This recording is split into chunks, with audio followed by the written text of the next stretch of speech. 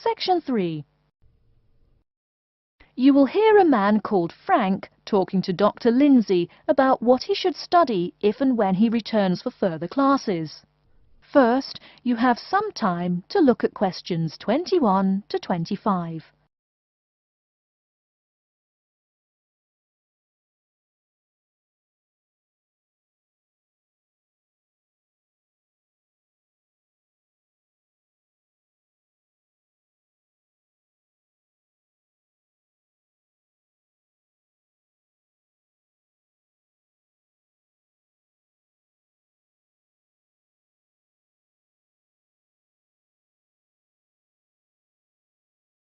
Now listen carefully and answer questions 21 to 25. Hello, are you Dr. Lindsay, the returning student's advisor? Yes, that's right. Are you Frank? Your appointment wasn't until 2, but that's okay. Please come in and have a seat. Thanks. I like to arrive early whenever I have anything to do. That's certainly a praiseworthy habit. Let me see. It looks like you've taken a long break from school, and I understand you wanted to have a chat about what you should study if and when you return for further classes.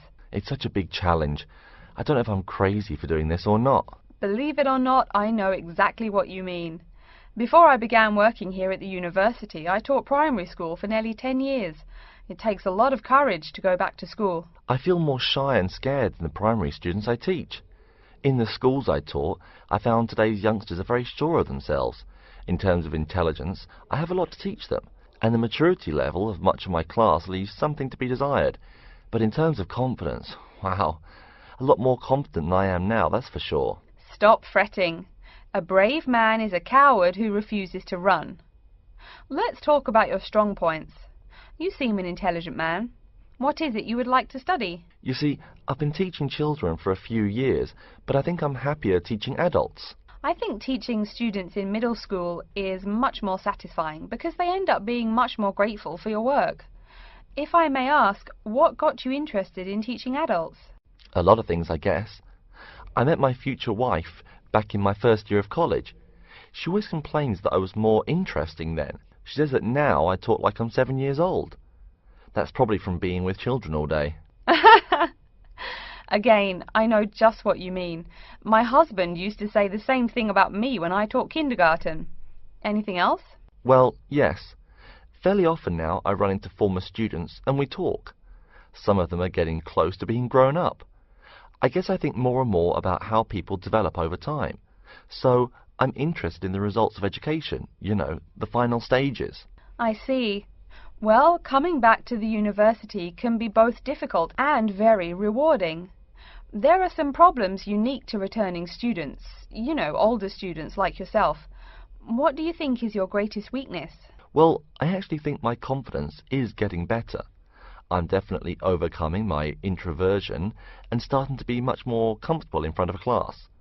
To tell you the truth, I'm afraid I'm rather behind the times about many things.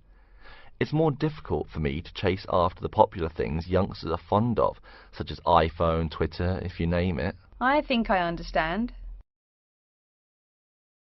Before you hear the rest of the talk, you have some time to look at questions 26 to 30.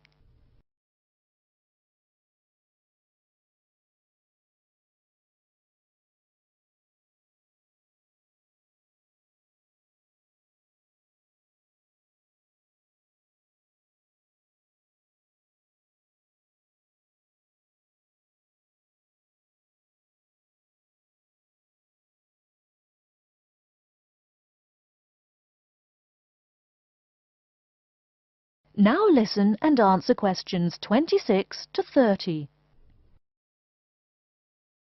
How old are you? 35? People at your age still go back to school for further education. I was a bit the same way. I mean, I didn't study at university till after I had a family, a husband and one child. My point of view was a lot different from your average 18-year-old girls, I can tell you. Gee, that sounds pretty rough. A family and college? Clearly you weren't unsuccessful, though. It was, Frank, it truly was. My first term at school was extremely stressful. But, excuse me, you're not here to listen to my life story. We're talking about your plans. Is there anything unique I should know about you or your past experience or plans? I'm afraid not. There is nothing interesting about my career or plans. It's really not too impressive. Now, I forbid you to talk like that. This is your one life, and if you're not interested, why bother living it? Don't be so humble, Frank. Okay. My wife says I'm a wimp. Let's talk about your dreams a bit. You want to teach adults, you said. What would you like to teach them? Well, when I first came to college, I really liked languages and literature. A lot of people have told me that for practical reasons, it would be more rewarding to choose business management as my major. But I made up my mind to study liberal arts once I got the idea of going back to school. I must say it's refreshing to meet someone who knows there's more to an education than computers and finance. Let's have a look at the university course catalogue. Excuse me, Dr. Lindsay, before we do that, could I maybe ask you some questions about changes in university life? I think I need to discuss that so I know what to expect. Of course, I'm here to help you. The biggest thing to get used to is the change in technology. Professors present things on huge screens, many of which are interactive computerized whiteboards. You can write on them still and use them like a touchscreen. They're really handy. No more sloppy scribbled notes on the projector. Let's see, I doubt you'll be living in student housing, so I won't go into all the improvements there. Another major change that you'll enjoy is the plethora of resources available for students.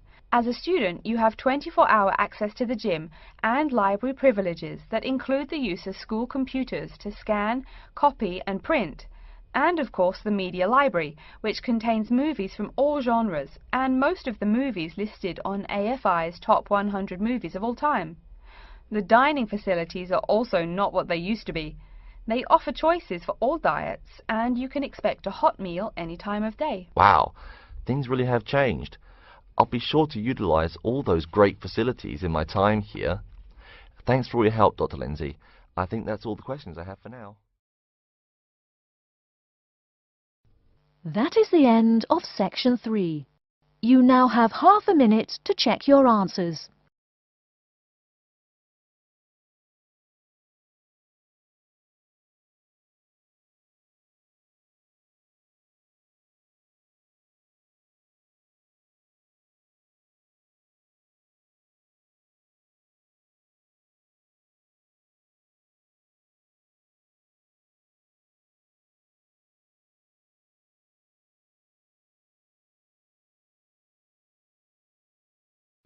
Now turn to Section 4.